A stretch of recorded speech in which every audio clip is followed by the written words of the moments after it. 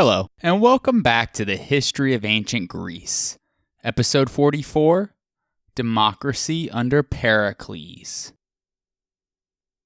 There are very few characters throughout history who have given their names to a period of history, and the Athenian statesman Pericles is one of those select few, as this part of the 5th century BC is often called Periclean because he held such an influential role in Athens. As the radical Democrats had gradually become the dominant faction in Athenian politics, Pericles seemed willing to follow a populist policy in order to cajole the public. According to Aristotle, Pericles' stance can be explained by the fact that his principal political opponent, Cimon, was both rich and generous, and was able to gain public favor by lavishly handing out portions of his sizable personal fortune. However, Pericles' family possessed enough resources that he could have made a political mark by private means too, had he so chosen. As we mentioned in episode 40, it was his family's wealth that allowed him to get the best possible education. In addition to the military training typical of wealthy Athenians at the time, he came under the influence of two distinguished teachers. He learned music from an Athenian named Damon, who was renowned as a master in the theory of music. The other was an outlander and philosopher, Anaxagoras of Clazomenae. And because of this, Pericles became the first Athenian politician to attribute importance to philosophy. He also enjoyed the company of two other philosophers, Protagoras and Zeno. But Anaxagoras became a close friend and influenced him greatly. In fact, Pericles' manner of thought and rhetorical charisma may have been partly a product of Anaxagoras' emphasis on emotional calm in the face of trouble and skepticism about divine phenomena. His proverbial calmness and self-control are also often regarded as products of Anaxagoras' influence. For his austere aloofness, he was nicknamed the Olympian by his contemporaries. Throughout these years, Pericles endeavored to protect his privacy and to present himself as a model for his fellow citizens. Traditionally, the elite families retained their political influence by maintaining ties of friendship, called philia, and showering lavish gifts on one another. Pericles, though, rejected all forms of this sort of official friendship. For example, he would often avoid banquets and was strict in the economy of his household, trying to show himself as being frugal. Instead, it seems that the main source of his power came from his tremendous ability to control the discourse, and due to his educational upbringing, he was able to grow into a powerful orator, a quality that brought him tremendous success in the Ecclesia, as he presented his vision of politics. He turned to the people, and in that sort of situation, in the Athenian Ekklesia, where you have to be able to speak powerfully and persuasively to a large group, he had no equal. In addition, he was personally incorruptible. He had a lot of family wealth, and so he didn't need to be bribed. And moreover, it seems that his ambition was more for Athens than for himself. Thucydides famously says in his estimate of Pericles that during the years of his ascendancy, Athens was in name a democracy, but in fact, they were under the rule of the first citizen. We have to be very careful here with this, though. Pericles did not rule Athens. The Athenian people ruled Athens, but Pericles was extremely influential among them. He essentially held the beating heart of democracy in the palm of his hand, and he knew exactly which strings to pull to make the people do as he wished. After Ephialtes' assassination, Pericles continued to promote their populist social policy, and the democratic measures that he put into effect provided the basis for Athens' unassailable political strength. His reforms during the 450s BC radicalized Athenian democracy to its greatest extent. The assembly passed a series of laws that gave direct and ultimate power to the citizens through the Ecclesia and the popular law courts, making decisions by means of a simple majority vote. The censorial classes did not disappear, but their power was limited. They shared the fiscal and military offices, but they did not have the power of distributing privileges. Public offices were mostly made by allotment, with elections only for a select few. The great achievements of classical Athens cannot be understood without its democratic context. With that being said, many modern scholars actually question whether Athens was a true democracy compared to modern standards, although the citizens voted directly on issues, simply because participation in it was strictly limited to adult male citizens. There, of course, were also a lot of other people in Athens who were excluded from the political process, such as women, males under the age of 20, slaves, and medics, or resident non-citizens. They made up perhaps 3/4 of the population, and so only about 1/4 was allowed any part in the running of the state. And so it was an oddly partial democracy. Still, the Athenian system was as true of a democracy as we have seen in history, in terms of their citizens' role in the political and administrative aspects of government. And the average Athenian male citizen by far had more privileges than their typical Greek counterparts. Although Athens did not possess a president or a prime minister, positions most associated with modern executive branches, they had magistrates who formed the administration of the Athenian state. They were submitted to rigorous public control and were chosen by lot. This was a way of eliminating the personal influence of the rich and possible intrigues and uses of favors. There were only 2 categories of posts not chosen by lot, but by election in the Ecclesia. These were the strategoi, or generals, and magistrates of finance. It was supposed that the significant qualities of skill and experience were needed to exercise each of those 2 offices. Both of these posts lasted a year, but in the case of the strategoi, they were eligible for re-election. It was through his repeated election to the post of strategos that Pericles shaped Athenian politics. The strategoi served as both military officers and diplomats. Although they couldn't technically give orders to anybody, except while on campaign, they usually were able to persuade the citizens in the Ekklesia to follow their guidance somewhat. The leaders of military expeditions were selected by the Ekklesia, who also determined the size of the force as well. Although Pericles, as strategos, served concurrently with 9 other strategoi every year, none of the other generals managed to achieve as much influence as he did with the people in the Ekklesia. Although he occasionally campaigned, his skills laid primarily in formulating policy and in persuading members of the Ecclesia to vote his proposals into law. As a rule of thumb at this point, men who lacked military reputations did not generally become distinguished politicians. The converse tended to be true as well, as military heroes expected to be rewarded with promising political careers. In addition, although any man from the upper 2 classes of Pentecosia Medimnoi and Hippes could stand for office, the Athenians usually voted for fairly rich men from prominent families, though there were a few exceptions, most notably Themistocles. After Pericles' death, though, all of this began to change when politics and the military began to diverge as separate careers, and it became somewhat customary for a man to be just a general or just a politician. Naturally, at the same time, the government ceased to be dominated entirely by the descendants of famous clans. However, throughout Athenian history, wealth and lineage remained extremely important factors, and generals continue to involve themselves in politics more than they do today in most countries.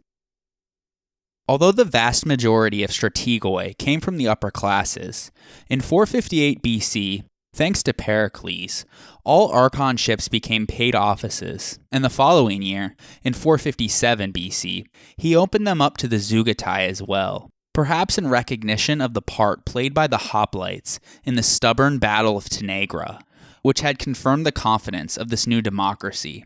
We discussed this battle in episode 42.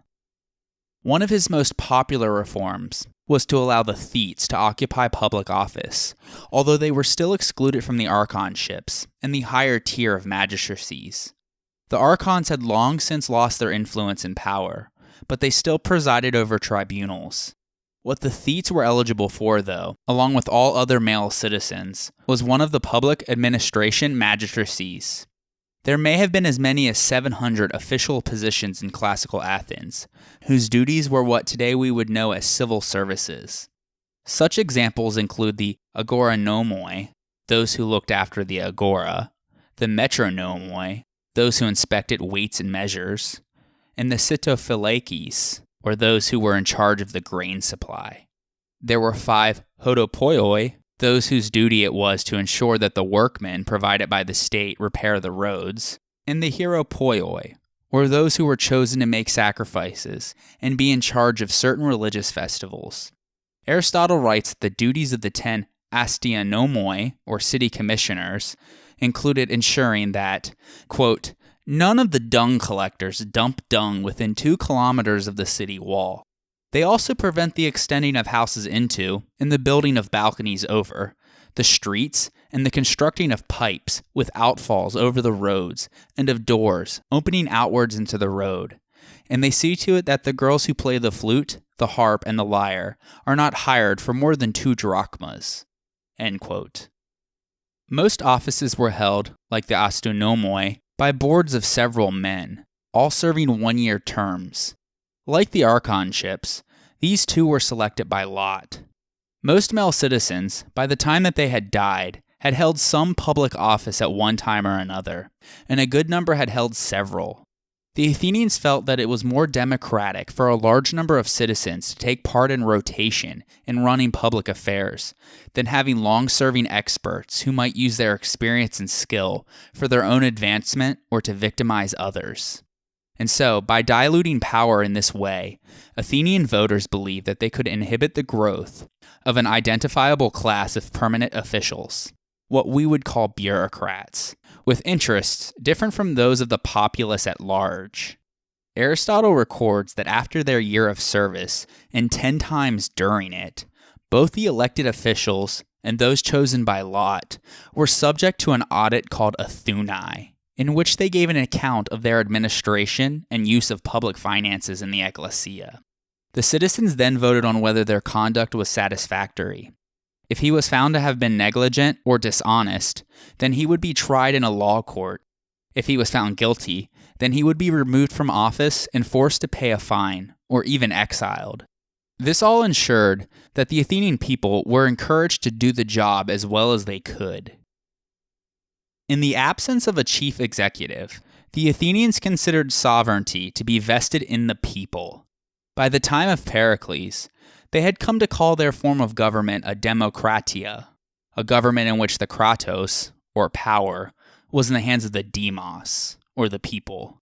The heart of this Athenian democracy was the Ecclesia, where the people governed themselves, without intermediaries, deciding matters of state. It was open to all male Athenian citizens, which was around 40,000 to 50,000 men at that point. It was this size that allowed democracy to work at Athens. A much larger city, like late Republican Rome for example, would have been far too large to have all citizens involved in the political process, and thus a true democracy. Although it was possible for all Athenians to come to Athens and take part in the political process, most lived many miles outside of the city, and so only a small number, probably about an eighth, actually took part in daily political life though, which would have been about 5,000 to 6,000 men. It was hot in the summer, cold in the winter, and often very wet, but the meetings of the Ecclesia were still a focal point for the many men of Attica who wished to play a role in determining Athens' future. Common sense would suggest that those who lived in the city center were more likely to turn up than those who lived far away, and no doubt the walk-in from distant villages discouraged some citizens, especially on rainy days. Nonetheless, it seems that people did take the trouble to make the trip when vital matters, such as ostracism and whether to go to war, were slated for discussion. But the principle remained. All Athenian citizens had the right to speak and vote at the meetings of the Ecclesia, the body which held the supreme power in the state. Those who attended might have been lifelong advocates of certain policies, and could very well have been followers of a popular politician, but they were not members of political parties as we know them today. In fact, there was no such thing in Athens, and classical Greek lacks a word for a political party. Writers would use expressions like, "those are X's people," to identify political factions, though. Obviously, various groups, the farmers, the sailors, or shopkeepers, for example, might join together to support a particular proposal, but these groupings changed from meeting to meeting. The only way to exercise political power was by convincing a majority of your fellow citizens that your proposals were the best for the state. So to stay a leader, you needed to be a skillful orator and had to continue to win the approval of the Ekklesia, meeting after meeting. It must have been a very tiresome business, to say the least. Meetings of the Ekklesia took place outside on the Pnyx Hill, which is the hill directly facing across from the Acropolis. In the early decades of the 5th century BC, the Ekklesia met only about a dozen times a year, but the number of meetings soon expanded, and by Pericles' time, 10 days would have rarely passed by without there being at least one meeting. In fact, the Ekklesia had 40 fixed meetings a year, either 3 or 4 a month, and special ones were added if necessary, in order to approve treaties, declare war, choose the generals to campaign, elect officials, and so forth. When a meeting of the Ekklesia was due, a group of Scythian slaves, under the control of the state, used a long rope covered with red chalk to round the people up. They started from the north end of the Agora and drove the citizens towards the Pnyx Hill. Any eligible citizen found outside the meeting of the Ekklesia, with red marks on their clothes, were fined, meaning that everyone able was expected to participate. It was their civic duty to attend these meetings and not just hang out idly in the Agora. All those who attended the meetings of the Ekklesia, minus the Prytanes, sat on the ground, while the speakers stood on a low platform. Once the proposals were read aloud by the Prytanes, the Ekklesia would then have a debate on their merit. The strategoi had the privilege of speaking first, in order of age. Likewise, among the rest of the citizen body, those over the age of 50 would speak next, followed by the younger men. Some people spoke extemporaneously, others brought notes or even a text. Speakers had to be prepared for their remarks to be interrupted periodically by laughter, applause, or heckling of various sorts. In Aristophanes' Acarnanians, we see that someone asked the Ekklesia who would like to speak, and any citizen had the option of doing so. In essence, they had equality of speech, in that a poor person had the same rights as that of a rich person in the Ekklesia. Still, though, we can assume that the amount of the Athenians who chose to participate varied widely. Some probably never spoke, some spoke occasionally. A hard core of engaged citizens probably spoke frequently, and no doubt there were a few who seemed to speak incessantly. Then, as in now, we can assume that most Athenians were reluctant to speak aloud, though, because they were afraid to be heckled and told they were stupid, or insert your favorite slur of choice here. Also, meetings were not quiet matters. For instance, Dicaeopolis in Aristophanes' Acarnanians needs to shout to be heard. So these informal deterrents sharply limited the number of speakers, but there also was a formal device. At some point during the career of Pericles, the Athenians introduced the graphe para nomo, which had the effect of making the citizens in the assembly the guardians of the constitution. Any citizen could object to a proposal by asserting that it contradicted an existing law, and it immediately was suspended. The proposer was then taken to court, and if the jury decided against him, his proposal was disallowed and he was fined. If a person was fined 3 times for this offense, then he was deprived of his citizenship rights. Naturally, though, this also became a weapon to be used against one's political opponent. If someone put something forth that he didn't like, he could bring a case against him in the law courts under the guise of an unconstitutional proposal or some other trumped-up charge. Anyways, these sessions of the Ekklesia sometimes lasted from dawn until dusk, but they usually ended in the early afternoon, when everyone who wished had their chance to speak, and the debate was concluded. A vote was put forth, in the form of a simple majority, by the raising of the hands. This type of involvement was direct and immediate. Even if you didn't speak, you were hardly a spectator. If you and your fellow citizens had voted in favor of going to war, for example, you were voting to send yourself or your son or nephew as a rower or a hoplite. Voting in the Athenian democracy was rather personal, and thus it held importance. The 50 Prytanes, or those members of the boule whose turn it was to be in charge for the month, or a tenth of the year, had the sole privilege of calling a meeting of the Ekklesia, though sometimes they did so at the behest of the strategoi. Theoretically, No motion could be put forth at the Ekklesia that had not been drafted by the boule and posted at least 5 days before the day of the meeting. But this restriction did not mean that only boule members could frame legislation. Sometimes the boule's motion was deliberately written in such vague terms that it was meant to be framed at the meeting in the Ekklesia. Frequently, amendments would revise an original motion beyond recognition. Furthermore, most of those who wished to put motions forth could have suggested them to some neighbor, family member, or a friend of a friend who happened to be serving on the boule. As we mentioned, meetings of the Ekklesia normally met 3 or 4 times a month. Government business, though, required regular attention, and this continuity was provided by the boule. And so the Ekklesia didn't work without the boule, whose 500 members, 50 chosen by lot from each of the 10 tribes, functioned as an extension of the Ekklesia. They held office for a year, and nobody was allowed to serve on it more than twice. Black and white beans were put in a box, and depending on which color the person drew out, they would obtain the post or not. Because of this, they were often called counselors of the bean. During their pertani, or period as the standing committee, the 50 pertanis lived in the tholos and were fed at public expense. This enabled them to fulfill their duties and ensure that all state business came to them first. Their responsibilities were many. In addition to preparing the legislation and agenda for the Ekklesia, as we previously mentioned, they also supervised the magistrates and saw to it that daily administrative details were on the right path. They were in overall charge of the triremes, dockyards, and cavalry horses. They scrutinized the candidates for coming elections. Aristotle writes that they cooperate with the other magistrates in most of what they do. Essentially, the members of the boule inevitably developed a considerable understanding of the problems of running a polis. Each day, one member became chairman of the pertani. He was in charge of the keys to the treasuries and the official seal of Athens.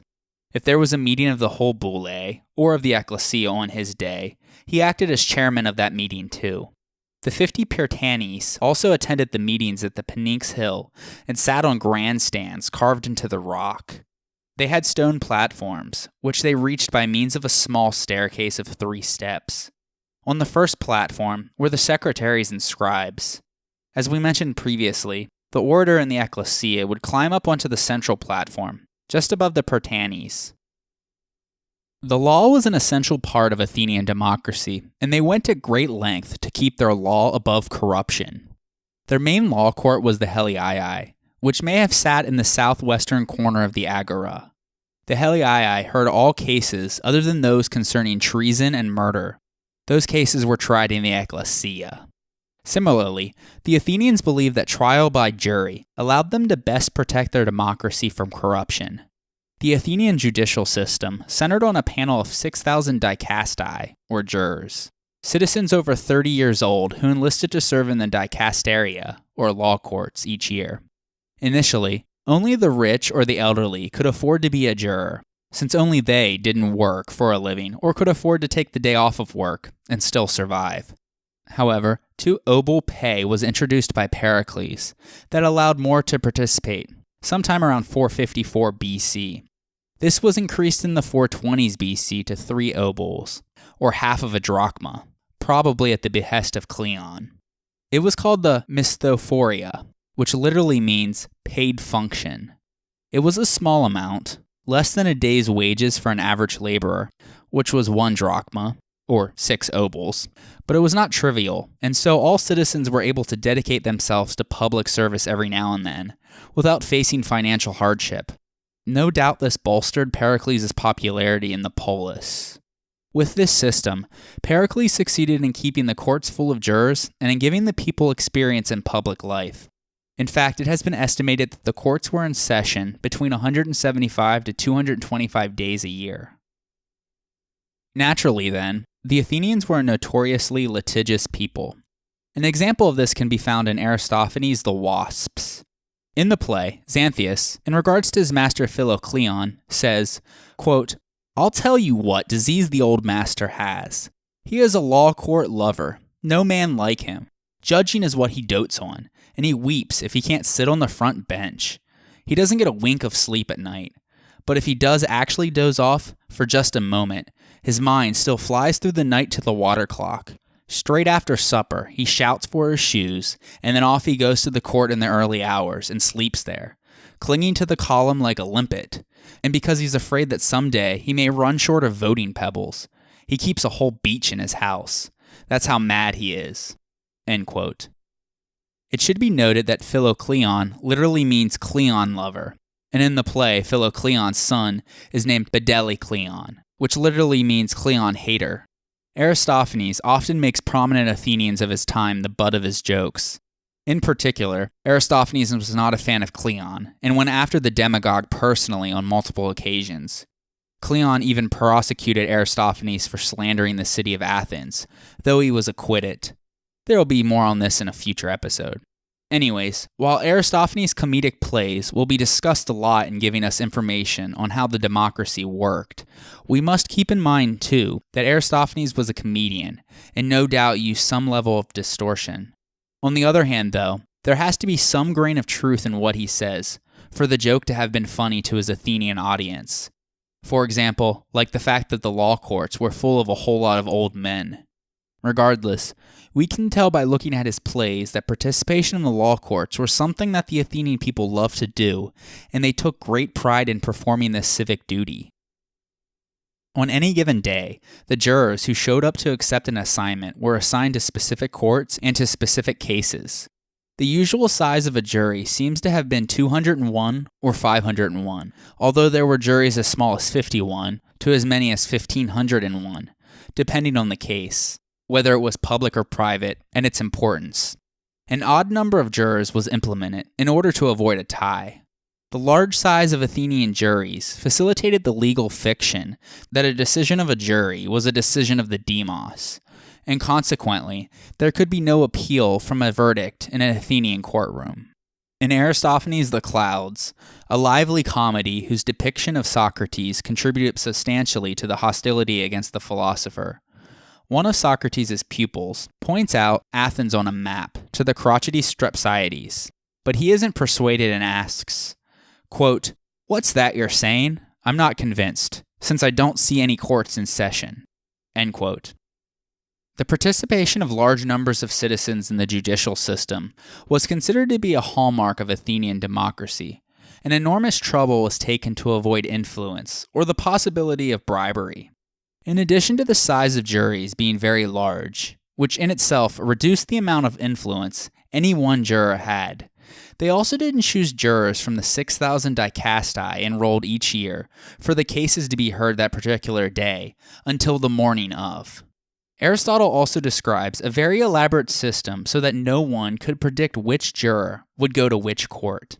The purpose behind this was to prevent people who were being tried to know who the jurors were in advance, and thereby bribe them to affect the outcome. At the time that you might be called, you'd come down to the agora, and on a small rectangular bronze token, called a panachion, you would write your name, your father's name, and your deme. They had an incredibly complicated system, whereby all of the bronze tokens were placed into a device, called the cleriterion. This allotment machine was a slab of stone, incised with 10 vertical rows of slots, one for each Athenian deme, and with an attached tube on the top, like a funnel, and into this were put little black or white balls. On the bottom there was a crank, and when it was turned, one black or white ball would fall out. Going row by row horizontally, if a white ball pops out, those are selected to serve on the jury. Those who received a black ball were not selected. And this is from where we get our phrase blackballed, meaning to exclude someone from something for a specific reason. This method of allotment ensured that nobody would know who would be selected beforehand, and that every single deme would be represented in the jury. We actually have found a fragment of this machine, now housed in the Athenian Agora Museum. Athenian legal procedure had no public prosecutor, state's attorney, or lawyers at all. Complaints, whether civil or criminal, and public or private, were registered and argued by private citizens. With no counsel, both the plaintiff and the defendant had to make their own speeches. However, if they were wealthy enough, and this is where it becomes less egalitarian, they were free to hire a speechwriter to help them prepare their case, and that profession would flourish in Athens in the 4th century BC. Indeed, most of our knowledge of Athenian law comes from surviving speeches of this sort.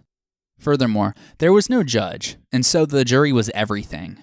From the Athenian point of view, a judge would give too much weight to learning and to expertise, and would also create the danger of corruption and undemocratic prejudice.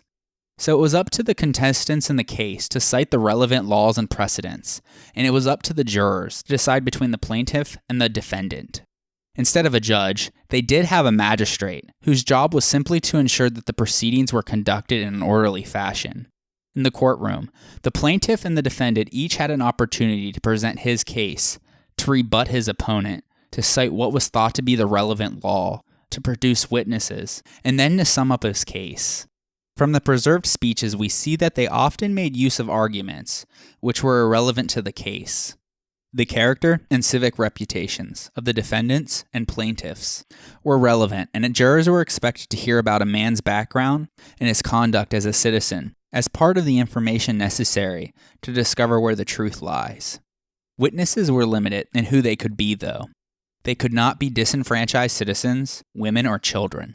Slaves were allowed to be present, but not allowed to speak, but their evidence was acceptable if it was presented in written form and produced under torture, presumably because they believed that slaves would only tell the unbiased truth under the threat of death. Unlike modern trials, however, there were no cross-examinations of witnesses. Each phase in the case was limited to a specific amount of time kept by an official using a clepsydra, or water clock, and no trial lasted longer than a day.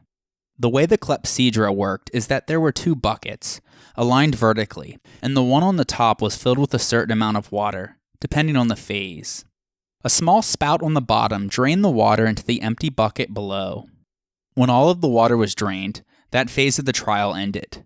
In Aristophanes' The Wasps, an improvised court is set up, and instead of buckets for the water clock, they use a chamber pot, no doubt poking fun at this method of timekeeping.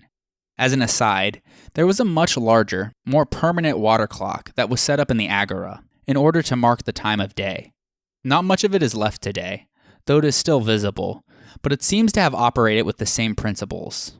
A big tank was filled at the beginning of each day, and water would drain out as the day progressed.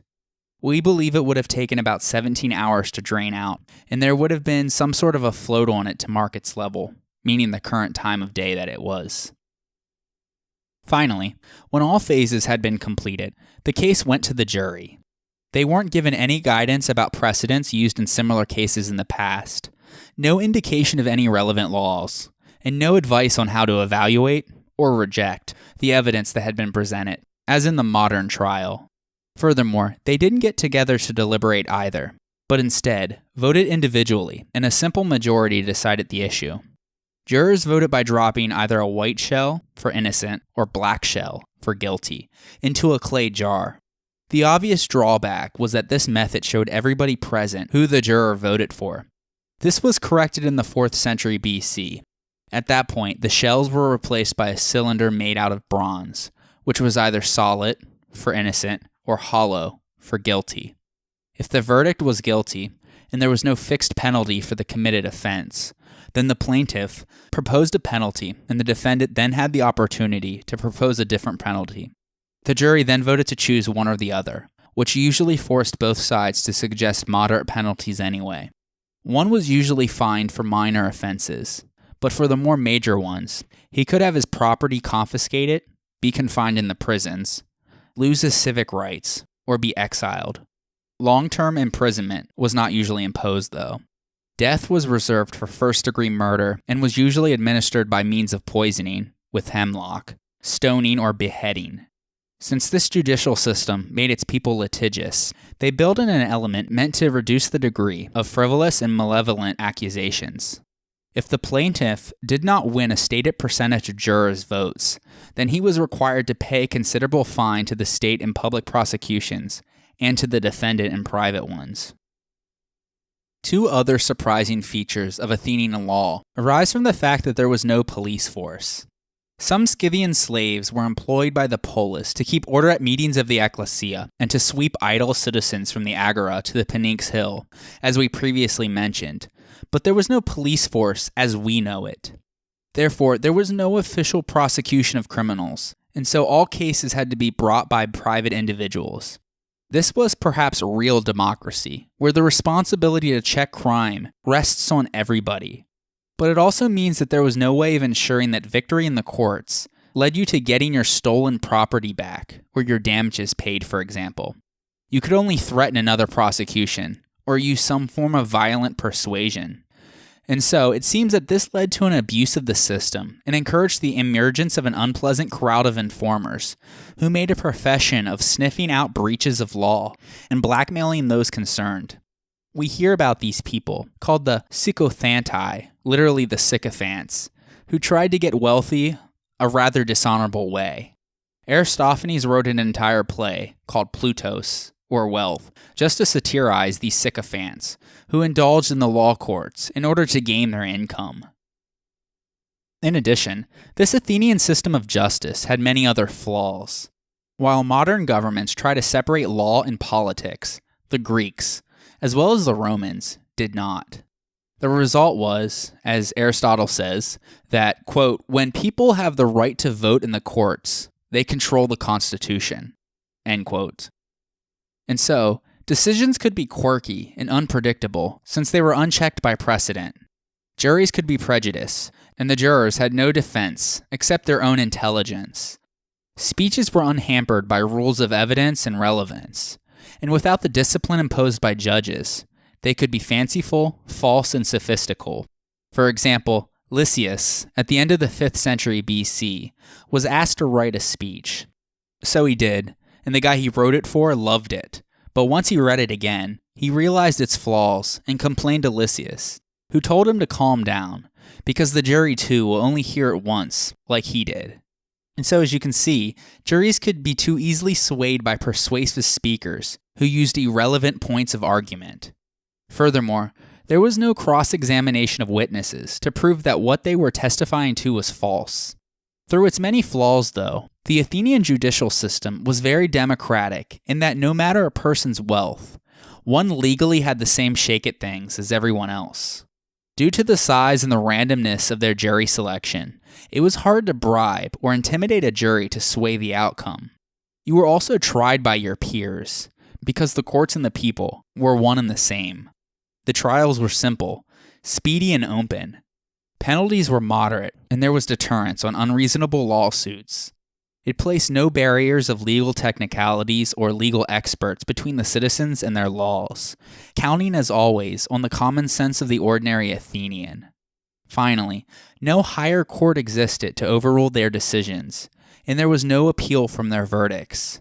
As the trial-happy juror boasts in Aristophanes' comic play about the Athenian judicial system, The Wasps, quote, "Our power in court is no less than royal," end quote. Athenian democracy received harsh criticism by its contemporaries. Their political use of the courts caused one critic of democracy to say that, quote, "In the law courts, the Athenians are more concerned with self-interest rather than justice. They use the courts to protect members of the demos and to ruin their opponents," end quote.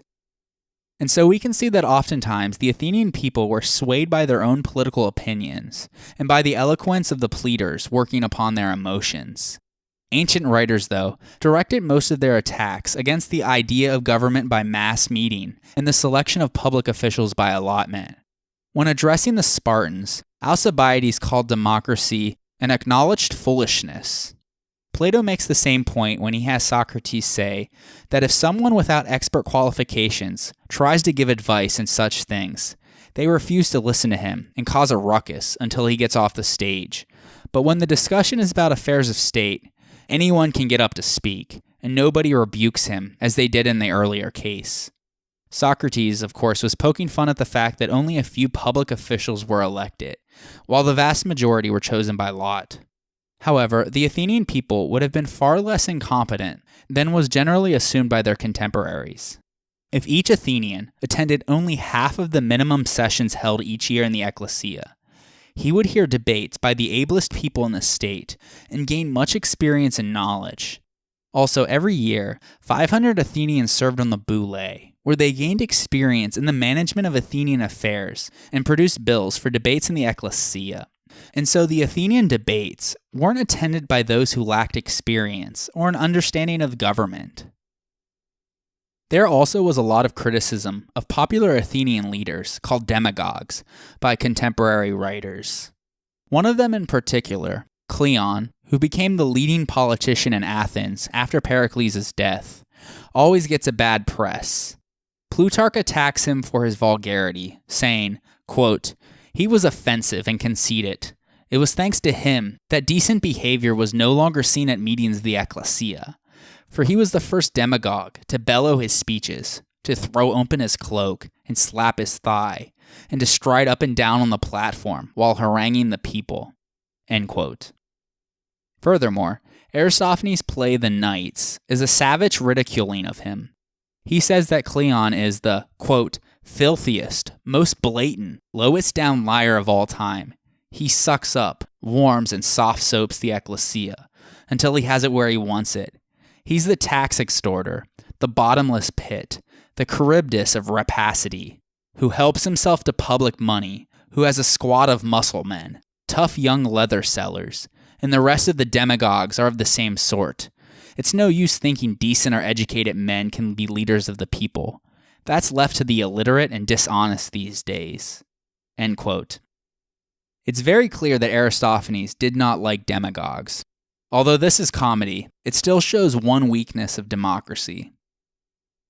Athenian democracy is said by later historians to be inherently unstable, inviting faction and class warfare and carelessness of the rights of property for the rule of the poor over the rich minority. However, it was not thwarted by the complexities of representative government or by checks and balances. They only had to walk up to the Pnyx Hill on a day of the meeting of the Ecclesia, make speeches, and vote in order to bring about the most radical social and economic changes. If they had wanted to, they could have abolished debt, which presumably would be something the poor would favor. They could have instituted excessive taxation of the rich to the advantage of the poor. Nothing would have stopped them from doing all of these things, but they never did it. Although they had political equality before the law, which was a fundamental principle of democracy, economic equality had no place in the Athens of Pericles. On the contrary, the democracy he led defended the right of private property and made no effort to change its unequal distributions. The oath taken by jurors each time that they sat on a jury included the following clause, quote, "I will not allow private debts to be canceled, nor lands or houses belonging to Athenian citizens to be redistributed." End quote. In addition, the chief magistrate each year swore that whatever anyone owns before he entered office, he will have and hold the same until he left it. The Athenians' respect for property and their refusal to insist on economic equality goes a long way towards explaining why their democracy was so peaceful, so stable, and so durable. The majority of the Athenians were moderate because of the relatively broad distribution of property in 5th century BC Athens. That is compared to oligarchic polis, although it was by no means equal, because there was always a group of fabulously wealthy citizens, and the majority of Athenian citizens were not rich enough to be hoplites. So it's not as though there weren't a lot of poor people in the state. These people were the very men who rowed the ships that brought Athens wealth and power and glory. And furthermore, the last 50 years of the 5th century BC was filled with war, plague, impoverishment, and defeat. Yet neither during nor after the war did the Athenian masses interfere in any way with private property or seek economic leveling in the two ways that revolutionaries always wanted it, by canceling debts or redistributing land. The Athenian citizens demanded only equality before the law. This is the key principle to understand when thinking about Athenian democracy. Also, although the Athenians valued wealth and material goods, they regarded economic life and status as less noble and less important than participation and distinction in public service to the polis. In time, though, the Athenians were paid for serving on the boule and even for attending the Ekklesia. Furthermore, the magistrates were also paid for their time. As elsewhere in Greece, voters gained some free time as a consequence of the labor done by women and slaves, but even a citizen with a wife and a couple of slaves generally had to work hard to survive, and the sums these men received for participating in government made a huge difference. Today, it seems natural to compensate people for the time spent serving the community, and state pay for state service is now the norm. But many Athenians, mostly affluent men who could afford to serve without remuneration, viewed this system as a discreditable attempt on the part of democratic politicians to buy popularity and votes. In the aristocratic value system of the time, it was seen as acceptable for Cimon to court popularity by inviting passerbys to pick fruit for themselves from his orchards, and by holding banquets for the people at his home, for example. But it was seen as manipulative and underhanded by Pericles to introduce these measures providing for compensation to those who served the state. In addition to being eligible for re-election, there was one other way in which the generalship was different from all other state duties. It was not paid. Because mainly rich men, like Pericles, who had access to the education required to handle this top job, and had the free time to fill it, meaning they didn't have to work for a living, were the ones who won elections for the strategia. They were compensated by the prestige their office carried, and any war booty gained.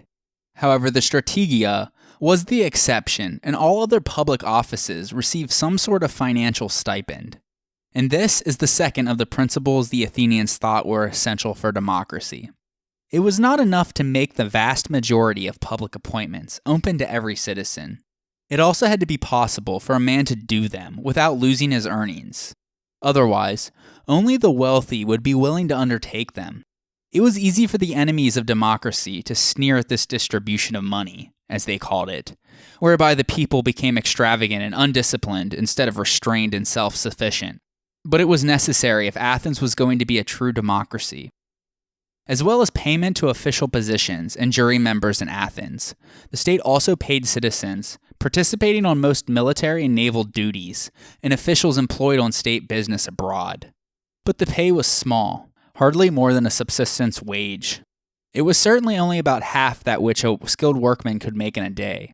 There were other people who were helped or maintained at state expense as well.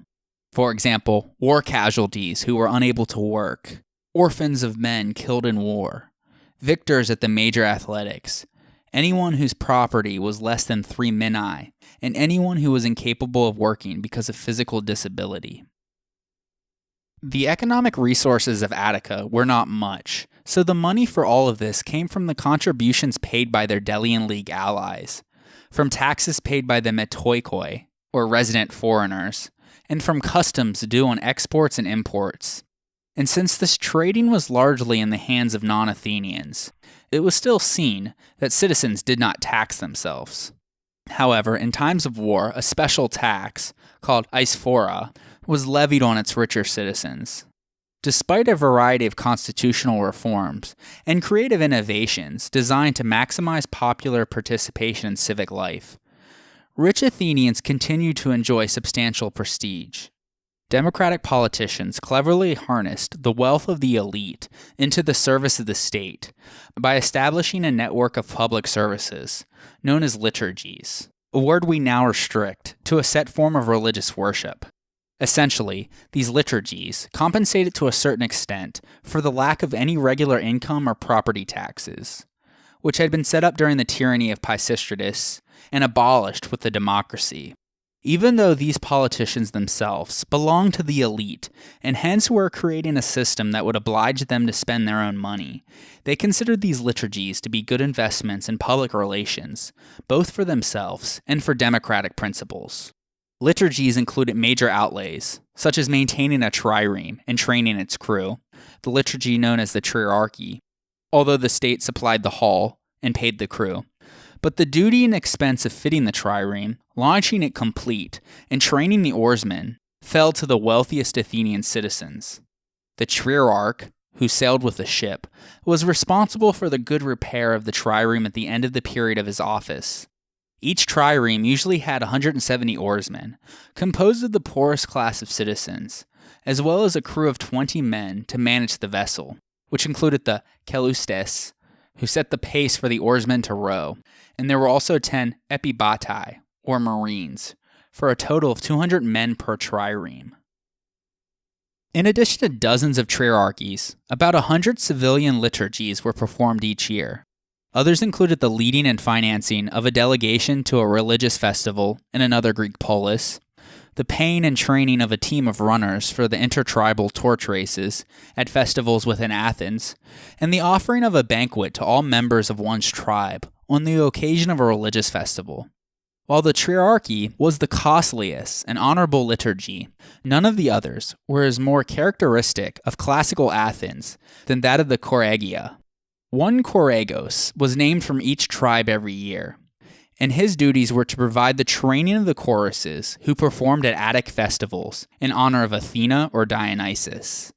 The 15 members of a tragic chorus, the 24 members of a comedic chorus, and the 50 members of a chorus that would recite the verses known as dithyrambics, all needed to be selected, paid, and trained. Often, the rehearsal period extended for months. In addition, scenery, props, and special effects needed to be funded. The citizen who performed any one of these liturgies might or might not know anything about sailing, running, or poetry. Often he provided the funds and delegated the work to skilled experts. Everyone profited from this system. Those who lacked the means to offer such services benefited from the generosity of those who provided them, and the rich would garner tremendous prestige, while simultaneously performing vital military, cultural, religious, and civic functions for the community. This worked like a kind of super tax on the rich, though at least it must have given the rich citizens somewhat more satisfaction than their modern counterparts get from sending a check to the tax collector. Furthermore, not only could he be proud of his elegantly completed trireme or the magnificence of the costumes in his play, but a competitive element also fostered excellence, because prizes at these contests went to the victorious choregoi as well as to the successful poet and so forth. Therefore, rich Athenians engaged in competitive donating in order to one-up their rivals. Such victories carried prestige for the choregos, and these honors could be an important stepping stone to a successful political career for a wealthy young Athenian. Conversely, failure to successfully execute one's role as a choregos could lead to social humiliation. Like Cleisthenes before him, Pericles was a man of privilege who became the most influential leader in Athens by devising innovations to strengthen the egalitarian tendencies of Athenian democracy, a form of government that rested on the belief that the cumulative political wisdom of the majority would outweigh the eccentricity and irresponsibility of the few. Now that we have described the political and military situation, at roughly around the middle of the 5th century BC, we shall stop our chronological approach for a bit and take what will be a rather exhaustive cultural, economic, and social tour of Greece at this point. I say Greece, but in reality, it will be very Athenocentric, as Athens was the center of the Greek world at that point and was the focal point for most of our sources. In nearly every respect, we know more about life in the bustling city of Athens than we do about how people lived in the other Greek polis. But energy and talent were dispersed widely throughout the Greek world, and much of it went into literature and the arts. The word most commonly attached to the art and literature of the early 5th century BC is grandeur.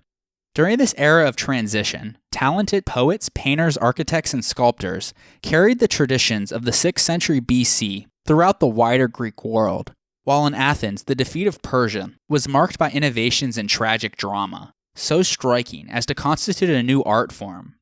First up on this cultural tour will be poetry, and we will continue where we left off in episode 19 by looking at the lives and works of some of the illustrious poets of the 5th century BC, those being Simonides, Bacchylides, and Pindar.